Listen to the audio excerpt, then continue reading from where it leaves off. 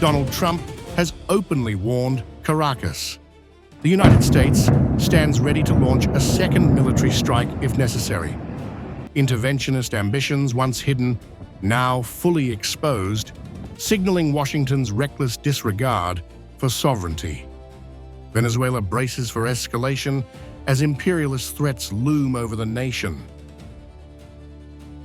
We are ready to stage a second and much larger attack if we need to do so. So we were prepared to do a second wave if we needed to do so. We actually assumed that a second wave would be necessary, but now it's probably not. The first wave, if you'd like to call it that, the first attack was so successful, we probably don't have to do a second, but we're prepared to do a second wave, a much bigger wave, actually. This was pinpoint, but we have a much bigger wave that probably won't have to do. This partnership of Venezuela with the United States of America, a country that everybody wants to be involved with because of what we were able to do and accomplish, will make the people of Venezuela rich, independent, and safe.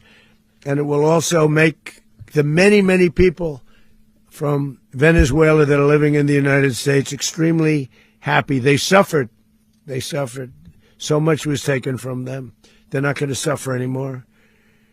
The illegitimate dictator Maduro was the kingpin of a vast criminal network responsible for trafficking colossal amounts of deadly and illicit drugs into the United States. New satellite imagery confirms the full scale of destruction. Venezuelan military bases lie flattened, Fuerte Tiuna and other key installations reduced to rubble. The U.S. air assault was no minor strike. It was a full-scale show of force, aimed at crushing Venezuela's defenses. Entire streets and military compounds lie in ruins. Smoke rises across the capital as Venezuelan forces scramble to respond. Washington's strikes demonstrate blatant aggression, violating international norms and reinforcing fears of a prolonged campaign of coercion. Evidence shows the U.S. operation was systematic and overwhelming.